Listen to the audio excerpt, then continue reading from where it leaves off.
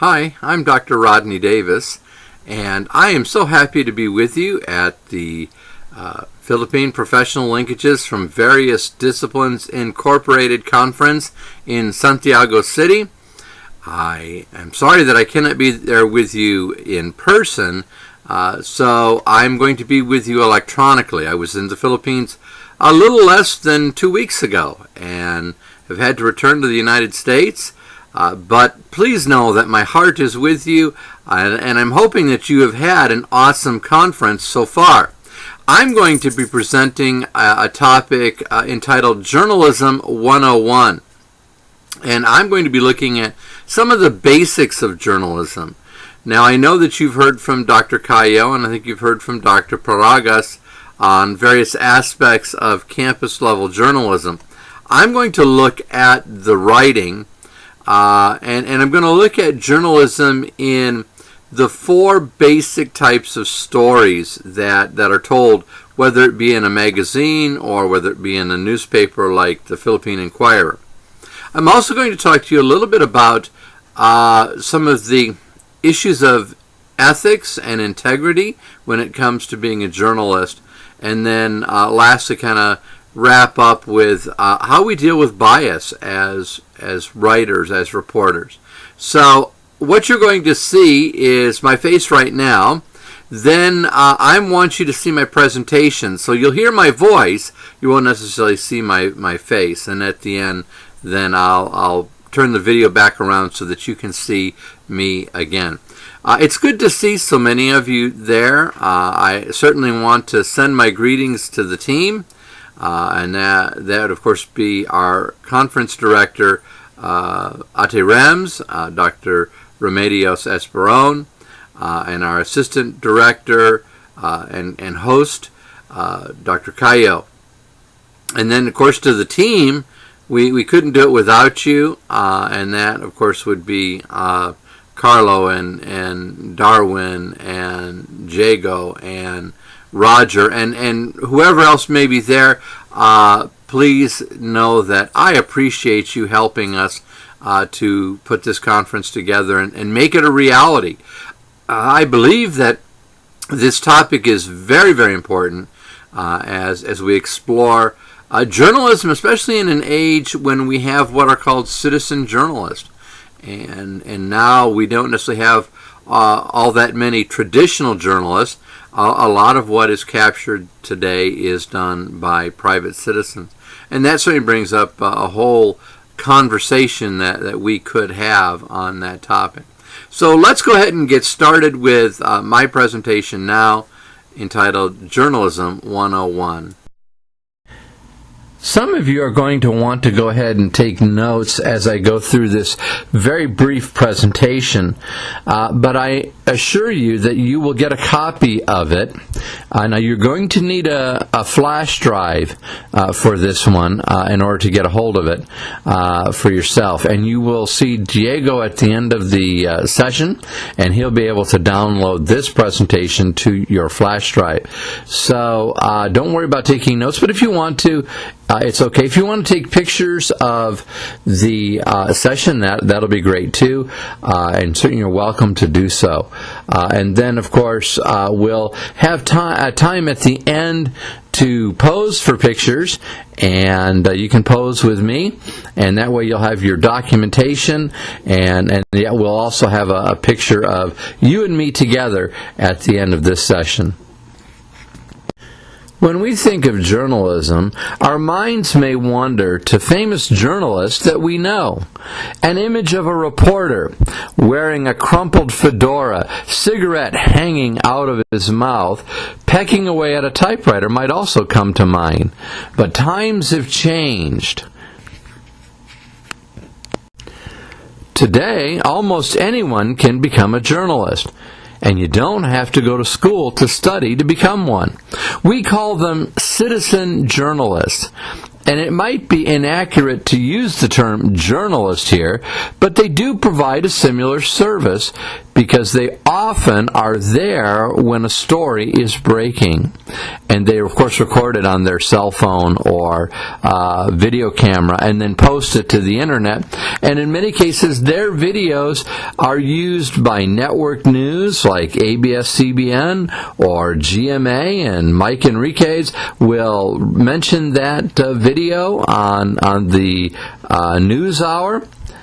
But I'm not suggesting that there's no benefit from a degree in journalism and that there's no more need for what we might call the traditional journalist. Not at all. What I'm saying is that there are plenty of ways for the average Filipino to do the work of a journalist and get their ideas out there for the public to read. Here are just a few examples on this slide of the ways that you can be a reporter. You can publish your own website. You don't have to have a lot of money to do it either. Google Sites allows you to do it for free. There are hundreds of other sites that will help you to publish your website for just a few hundred pesos a month. Then there are wikis, which is a website, typically a text, some graphics, which allows a collaborative editing process of the things that have been posted. Lastly, there's a blog which allows a combination of text and graphics with one editor. So in truth, anyone can be a journalist whether or not they have the professional training.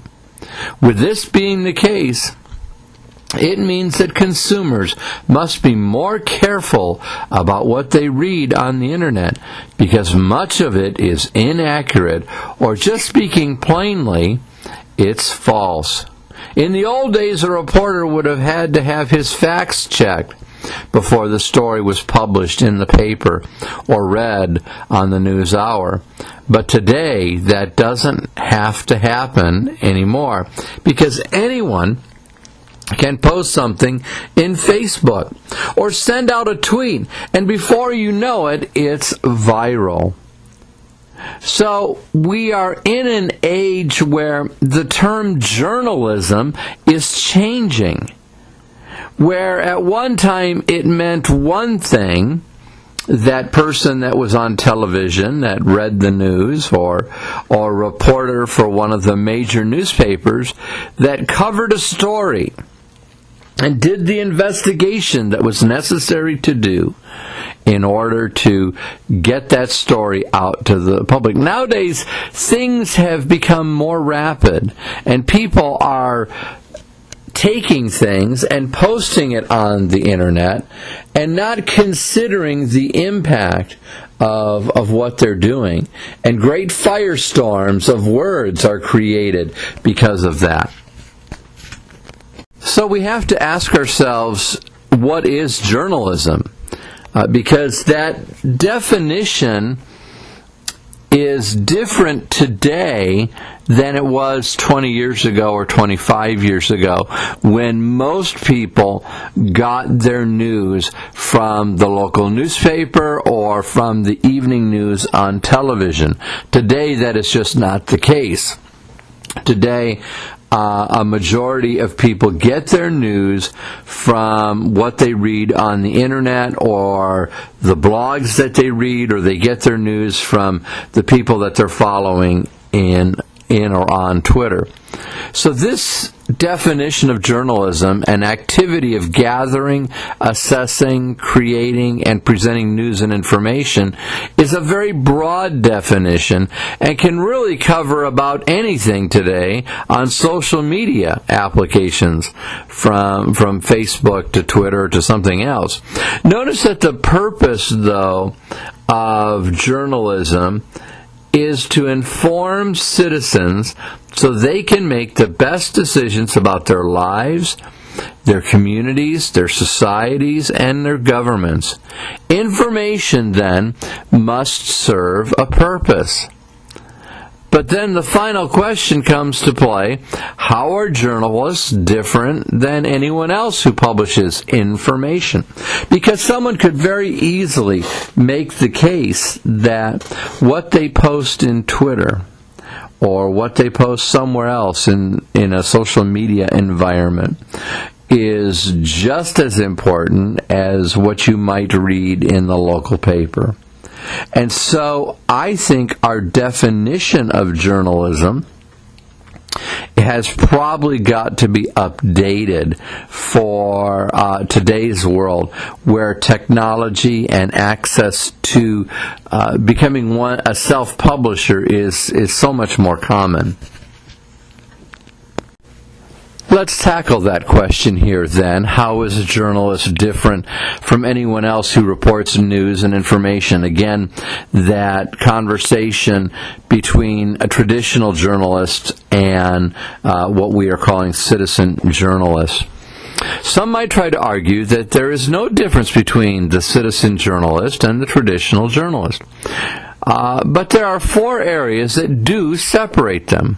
First, the traditional journalist, whether he works for a television network, such as ABS, CBN, or GMA, or whether he works for a newspaper, the Philippine Inquirer or the Philippine Star, he or she must have an education in mass communication or journalism or some other related field.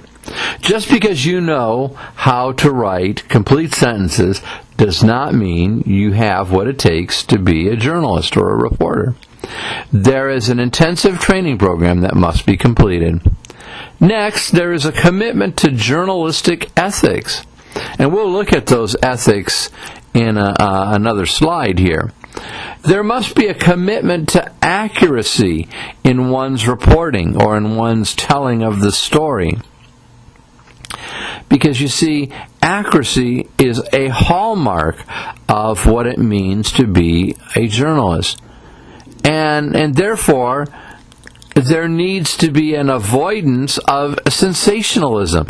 Instead of blowing something out of proportion or making more of it than there really is, we must strive to be truthful and accurate. Sensationalism is the tendency to make more out of a story than is really there. Some reporters try to magnify or exaggerate the details of the story to make it more interesting or exciting. Lastly, journalists have a part of a structure of accountability. They are inside that structure. Someone above someone else has the final say when a story is ready to be published. And that's an editor or an editorial board. They have checked the facts of the story to be sure what is written is truthful. A journalist is trained to put the public good above all other considerations. He or she makes the decision that she was trained to make to determine what should be published and what should not be published. You might find it hard to believe, but most Americans did not know that President Franklin Delano Roosevelt was paralyzed from the waist down. He was confined to a wheelchair because he was struck with polio.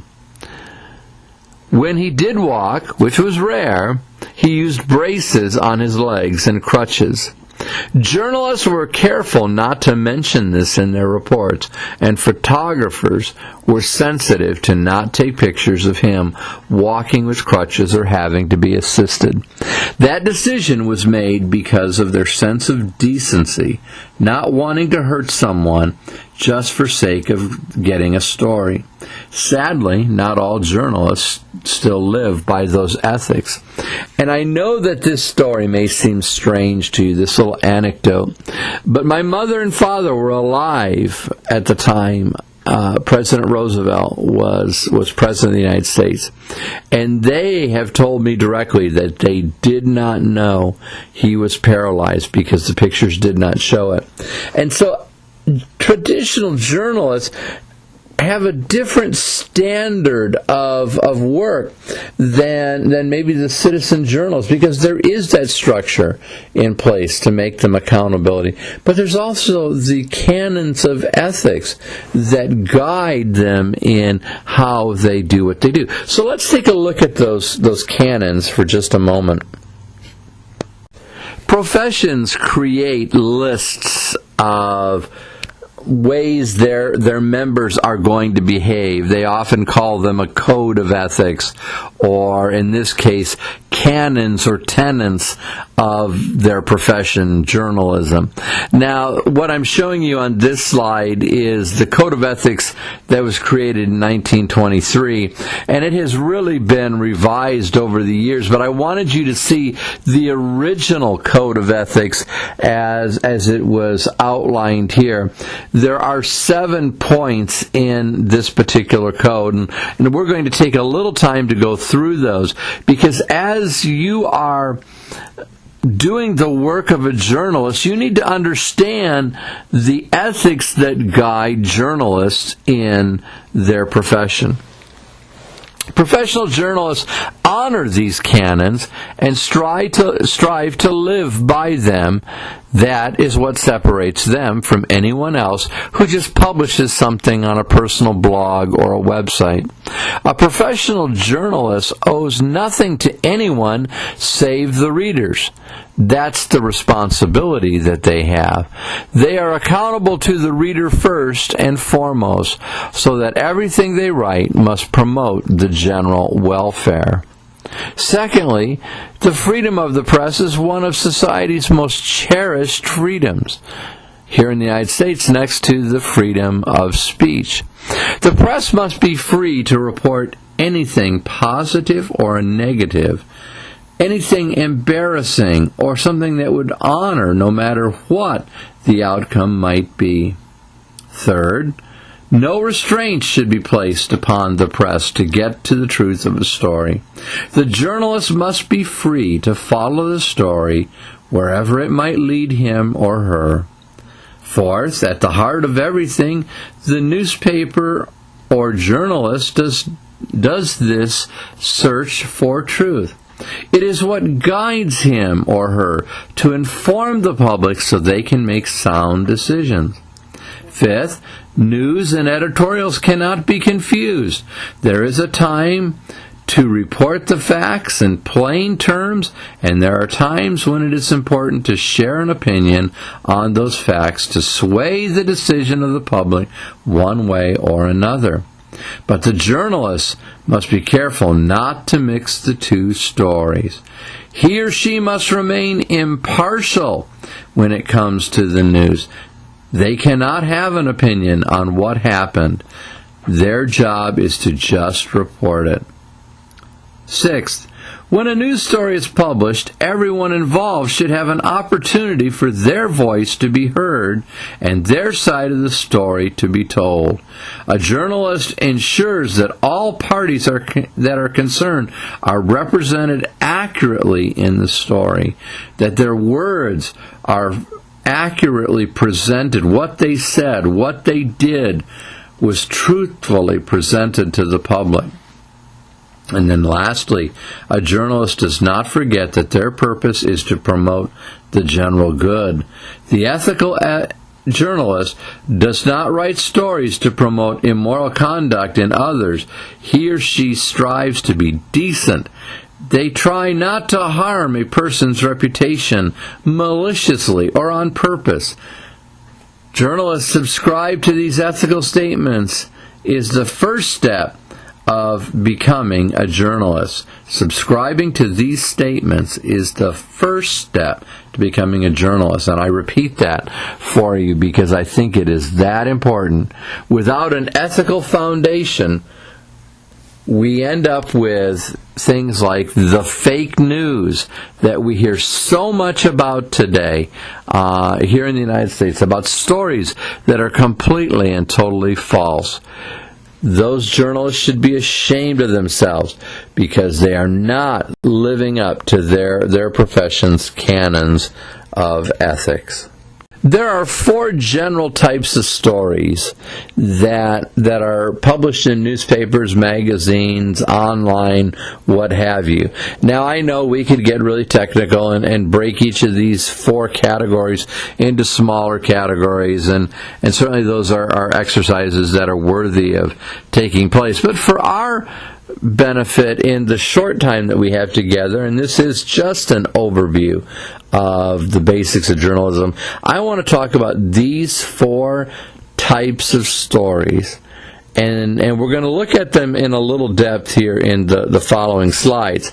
But for just this moment, let's take a look at these 4 types of stories and what they are. So the news story is a report of any length presented in a straightforward style without editorial comment. A news story really does follow a formula. It is very strict, and it begins with a lead. It has a body. It has a concluding statement at the end. It's very formulaic, and I know that's a big word to use. In other words, it's a very structured story. It is just the facts. There is no opinion in this whatsoever. Then there is the sports story, and I put that in here because while it shares some things in common with a news story, the form of a sports story is more akin or more similar to creative nonfiction, where an athlete, an event, or an issue that's related to sports is the dominant subject matter of the story. Oftentimes, the journalist who writes sports stories is called a sports writer. And then next we have the feature story. And the feature story is found in both newspapers and magazine articles, and it's mainly a personal interest type story. The journalist often has a personal slant that is still considered appropriate for the story. So there is a little bias because the story is of a personal interest to the journalist, and therefore there's a different perception on the story. While it also shares some things in common with a news story, it is more flexible in how the story is told, and so it's not as rigid as a news story. It's designed to be more engaging. And lastly, there is the editorial. And it is completely different than the other 3 types of stories because it is really an opinion piece. We call it that, an op-ed, an opinion editorial. And usually the editorial is a statement of opinion by the newspaper or the magazine editor. And usually it reflects the perceptions of the editorial board of that magazine or of that newspaper. And it really is designed to sway the beliefs of the readers to a different view than maybe what they currently have. So these are the 4 types of stories. Let's look at them in a little more depth now. So there are several elements here that comprise the news story. We're going to go ahead and take a look at some of those elements. Let's begin with the headline. And you'll see one here on this slide. It catches your eyes. Basically, it's designed to be an attention grabber, and it sums up the story. It's usually in a very large font, sometimes emboldened. Notice the one here on this slide, Men Walk on the Moon. And underneath it, there's a subheading which says, One small step for man, one giant leap for mankind. And that's in quotes. So we know that one of the astronauts who walked on the moon made that statement. Another element of the news story, of course, is the byline. This tells you who wrote the article and sometimes gives you the journalist's specialty. For example, John Jones, science editor. The third element is the place line. It tells you where the story originated. Maybe it originated at Cape Kennedy, which is where the moon missions in the United States are flown from, or were flown from. And so that's important for the reader to know. Where did the story originate? And then number 4, the lead. This is probably the most important part of the news story, because the lead gives you the most important information that the story contains. It's very, very brief. Usually it's 1, maybe 2 sentences that answer the questions who, what, where, and when. And sometimes those are reversed, when and where, in that order. So that statement is critical in the story, because again, in that one short glance, you know pretty much all the basic details of the story. Then there's the body. It supplies the additional information, and it's divided into small paragraphs. Facts. Every news article includes simple, true statements about what happened, such as the flooding set the building security system off at 5:15 a.m. That's a fact. People want to know facts, and facts make stories far more interesting. No news story would be complete without quotations. These retell word for word what someone actually said. Usually these quotations come from the witnesses at the scene of the accident or at the scene of the event, or they're from experts who on the subject. For example, Mrs. Nanavati, principal of Fletcher's Elementary School, said it was one of the most amazing things I had ever seen. So, without quotations, news stories kind of lose some of their flavor. These are the basic pieces that need to be in every news story. Now let's look at the sports story, and they have similar elements, but they also have some different things. The format of this story is far less rigorous than the news story, because the purpose of a sports story is to provide a focus on the human side of sports, not just about the outcome of the game, because that's important, or the event. Did the home team win or not? But it's also to examine the story behind the event, the human drama of the game. The writing in a sports story has to be clear and understandable, cannot be vague. But the writing style strives to engage the reader in the story, unlike the news story, which just presents the facts. And whether it engages the reader or not, it's telling you what happened. Then number 4, it has to be an interesting story, and that's where the writing is important too. No matter how good the writing is, if the story is not interesting, no one will want to read it. Therefore, the sports writer strives to include exciting language and tell the story in an interesting way, because he wants to attract the attention of the reader. Then number 5, a good sports story always has quotes and interviews. Most fans already know what happened. They were watching the game on television. What they're looking for in a sports story is the insight of the players on what happened.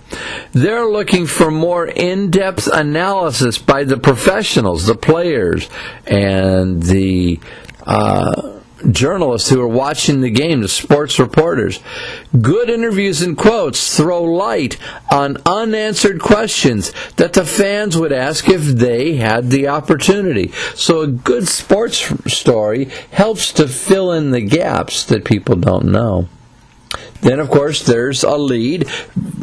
A sports story is similar to a news story in that it should include the basic elements of a news story: who, what, where, when, and or why. And so this is important in a news story. We need to include these items as well. And then lastly, it's important for the sports writer to know the sport. He should know, or she should know, what he's writing about, but know it deeply. This is a sport that he or she must be passionate about. That passion will come through the writing to the reader, if it's there. As they read your words, they will know that you are more than a writer. You're a fan of the sport. And usually the best sports writers are fans of the sport that they're writing. They don't just write about any sport. They're writing about the sport that they're interested in. Like a news story, the purpose of a feature story conveys information, but it does much more than just presenting an assemblage of facts. A feature attempts to tell the story of people's lives.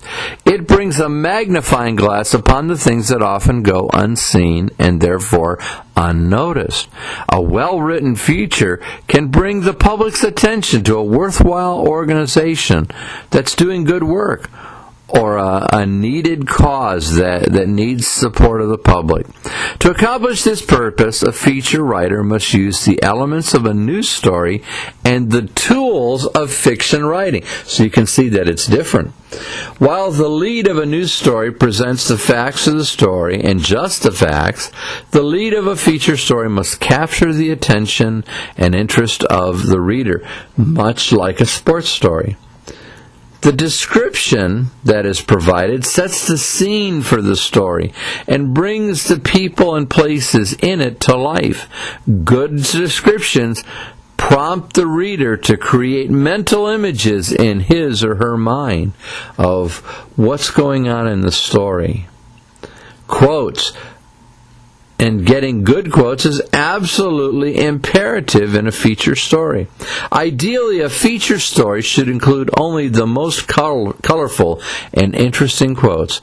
Everything else should be paraphrased. So if you don't have quotes, it's not a good feature story, because you want to talk to the people who are involved in this work or this organization that's being featured, or you want to interview the person that is the subject of the feature story. Instead of talking to people about Albert Einstein, if you were writing a feature on him, you would want to talk to Albert Einstein if he was still alive. Then, of course, anecdotes, which are nothing more than short stories, are necessary in features. But in features, they can be incredibly useful in illustrating key points or bringing people and incidents to life, and therefore they are often used to construct feature leads. So bringing in those anecdotes or short stories, like the one I brought in about Franklin Delano Roosevelt, helped to illustrate the point that I was trying to be making about reporters and journalists acting with decency. Lastly, background information is important to a feature story. It sounds like something you'd find in a news story, because you certainly want to provide background there, but it's equally important in features. All the well-written descriptions and colorful quotes in the world won't suffice if you don't have solid information to back up the point your feature is trying to make. Now notice here on this slide, I've given you a couple of examples. Look at the great lead that I gave you here. It was after 9 on the night before Valentine's Day when she finally arrived, a young brunette named Kristen. She was 5'5", 105 pounds, pretty and petite. Gives you a lot of the who, what, where, when of the story. But then look at the background information example that I gave you also. Here, wildfire costs are busting the Forest Service budget. A decade ago, the agency spent $307 million on fire suppression. Last year, it spent $1.37 billion. So again, background information in a feature helps to give context to the story. It helps the reader know how important the issue is that's being discussed in the feature story. So you have a lot more liberty in a feature story than you do necessarily in a news story. And a great portion of the newspaper is devoted to feature stories. Let's end this little section on looking at the editorial. And what I've provided you here is really the outline of an editorial. And so you lead with an objective explanation of the issue or controversy. Notice here that you include the 5 W's and the 1 H, in this case the who, what, where, when, why, and how, because again that really gives the best format for explaining the issue. Your first part of the editorial is to tell people what's really going on. And then, once you have adequately explained the issue, then you can say, this is why I oppose it. And you present your objection. You always present your opposition to the matter first. Once you've given an explanation, then you say this, and I'm opposed, and here's why. Then you deal with the people who oppose your reason. In other words, those who are in favor. And you deal with their beliefs. And you refute them. And you show why those ideas are inaccurate, incorrect, or they mischaracterize the issue. Then, fourthly, you provide other rationale, reasons, analogies for the situation. You defend your position by giving reasons from strong to strongest to explain why this is a concern. You know, it's going to take money away from public television. It's robbing children of their education. So you start with your strongest reasons and go to strong and go all the way to your strongest reasons and why this is such a concern to you. And then lastly, you conclude with a solution or a challenge to the reader. What should they do? What is the outcome that you desire? What's going to happen if they don't do anything? And this serves as the basis to a good editorial. Remember, editorials should be fair because both sides are presented, but it's okay for the writer of an editorial to present his viewpoint here. That's perfectly acceptable in this type of writing. Now that we've talked about the types of stories that are often written in newspapers and in magazines, let's talk about bias in journalism. Now, I've defined bias as a prejudice in favor or against one thing, person, or a group compared with another, and usually in a way that is considered to be unfair. Much of popular journalism today comes with a political or ideological slant. It aims to win people to a point of view, not necessarily to an understanding of the facts. Yet to be critical and to be ethical journalists, you must seek to present the facts. It is important to recognize your biases in and remove them from your writing if possible. Biased writing, other than in an editorial, is not consistent with journalistic integrity and the canons of ethics. As it relates to the investigative reporters, historically they have strived for objectivity in the process of gathering data, reviewing records, and interviewing sources, not bias-free writing, even though that's what we assume. The assumption has been that if they were objective in the process, truth would come out in the end. Many have disagreed with this concept and have argued for another approach. And this approach admits that bias exists in everything that we do and the choices that we make. Bias is part of our cultural heritage. In other words, bias is part of who we are. And we recognize it. And therefore it is not a bad thing or a good thing. It just is a reality. The argument is that removing the bias from a story may drain the story of its human touch. Examining a bias, especially an unpopular one, might motivate a journalist to right a wrong or take up an unpopular cause.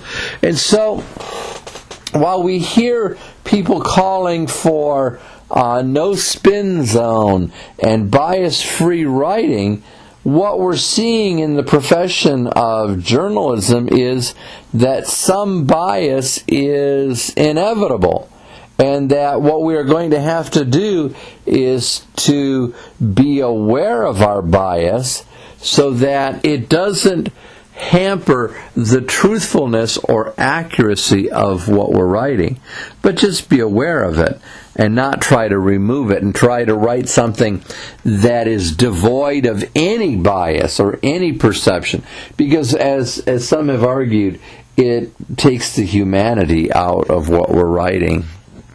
So now we must then decide, if we cannot remove the bias, or we should not remove the bias, then we should certainly manage the bias. And what I've done here is I've identified some of the very common types of biases that show up in writing. And as long as you're aware of them, it can be at least helpful and useful to you. Journalists need to become conscious of their own biases and that are at play in a given story, and decide when they are appropriate and may be useful and when they are inappropriate. Here are some biases that come up in writing. First, being a crusader against social ills is generally good, but you can lose your perspective when you get too close to a story, too involved in the story itself. Then you cease to be that objective observer, which is what all journalists should strive to be. Secondly, a bias towards official voices. Certainly we know that's necessary, but it leaves out other voices, and when it does that, it's a problem. If all we listen to is the official news from Malacañang Palace, and all we want to hear is people that represent President Duterte, then we may miss some important voices from rural provinces that have something to say about what's going on. Number 3 here, being sensitive to sources. That's certainly part of what a journalist does. They listen to their source. But it can also mean that the journalist is writing for them rather than the public. In other words, trying to publicize the source and not doing their due diligence in looking at what the source is saying. Looking for the extraordinary, the sensationalism. The man bites dog story can lead a journalist to distort what is really going on or is important. In other words, as I've said before, sensationalizing the story, making more out of it than is really there. The subject itself can cause a bias. There's a bias built into the way journalists pick and cover stories. Certain subjects are routinely covered and others are routinely ignored. Do some subjects or communities only appear when a crime occurs, when there's a special event or a parade? When are those subjects ever covered at other times? Then, of course, there's the boss bias. What stories are being done or overdone in order to please the boss? Every editor controls his reporters very closely. And so if we only write what the editor wants written, then we miss a lot of stories that need to be told. Of course, there's also production bias. What stories are automatic because they're easy to do, but maybe trivial or incremental? How often does a journalist call certain sources because they know the source and will answer their phone and offer a perfect quote? We see this on TV all the time in America. There are certain people who are always on the news. They always have an opinion. They always have a quote that the journalist wants to use. They're constantly referred to in a story. Not because they're necessarily an expert. They may be an expert, but because they have a great quote. There are even biases against companies where we turn skepticism into negativity and the assumption that every big and successful institution must be doing something wrong. There are also more subtle biases, but the ones every journalist will recommend. These are ones that every journalist will recognize. And certainly biases against companies come out, large companies, or biases against the government. There are market-oriented biases, and this can be a pressure to produce stories that target market segments with desirable demographics for advertisers. And so we again turn to certain demographic groups because it's good for the paper and their advertising budget. Covering the bases is another type of bias. This means doing the stories that everyone else is going to have in order to cover the bases and make sure that your newspaper, your network is not left out when the story is presented. There's a balance bias.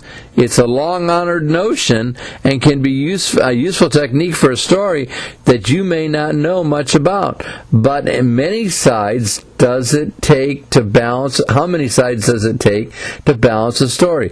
Is a balanced story fair? Is it true to the facts? Should you still give equal space or weight to all the sides? So even when we look at issues of balance, are we looking at the story accurately? And finally, there's another form of bias, and that's called the political bias. Some journalists hear a lot about that we hear a lot about from the public, but inside the newsroom, it's less a topic of conversation. Journalists don't ask and don't tell. They don't know each other's politics, so therefore it isn't a problem. But is that enough? Does not talking about something mean it's a problem? And so we have to be careful when we look at political bias, because there are journalists who have a narrative that they follow. And if the government that's in power right now doesn't follow that narrative, then it shows up in their writing. Well, that's just a little bit about bias. There's so much more we could talk about it, but that just gives you some food for thought when it comes to dealing with biases and being aware of those biases. With that discussion of biases, it really brings us to the end of this very short overview of Journalism 101. I told you it was going to be brief, and here we are at the end. Now it's time for your workshop, and here's what I'd like you to do. We've talked about a lead and what is involved in a lead, and it basically answers the question who, what, where, when, or when, where, and why. And what I would like you to do in the session that you're going to have to do this workshop is I would like you to come up with a lead statement for a news article.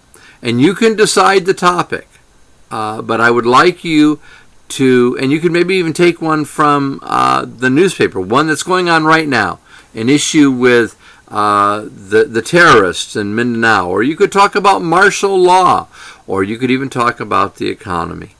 But what I want you to do is I want you to write a news lead. And then Dr. Cayo or one of the other conference presenters will walk you through and take some samples of your lead statement. Remember that a lead statement is 1 sentence to 2 sentences, not any more than that. It's very, very brief. So they will take a report of the audience on a lead statement. Now, before you present your lead, what I would like you to do is I would like for you to share your lead with somebody sitting next to you and get their input on making your lead that much better. Remember that a lead has to be clear and it has to be concise. That means it has to be straightforward and it has to be brief. So that's what I want you to do in this next session. You're going to have about 30 minutes to work on your lead, and then we'll be taking reports of the audience on those. And we'll take some samples from everyone in the audience. Well, of course, it's time for pictures. One of my favorite times of any conference is to have my picture taken with you, the people who have been listening to me. So I have posted a picture here. You can stand right up next to this picture on either side of the screens. It's got my name. It's also got my contact information. And you'll see that I've listed Troy University, and I've listed my work email, davisr@troy.edu. Certainly you can send questions should you have them. Please don't send me the joke of the day. Don't send me any photographs at that address. I really would appreciate if you don't do that. But certainly if you have questions, feel free to send me those questions, and I'll be happy to answer them as I can. I've enjoyed being with you at this session in Santiago City in Isabela. I've been there before, and I really enjoyed my visit the last time I was there. Sorry I couldn't be with you face to face, but I know that this session, while it's been brief, has hopefully been beneficial to you as you are becoming that journalist. Take care.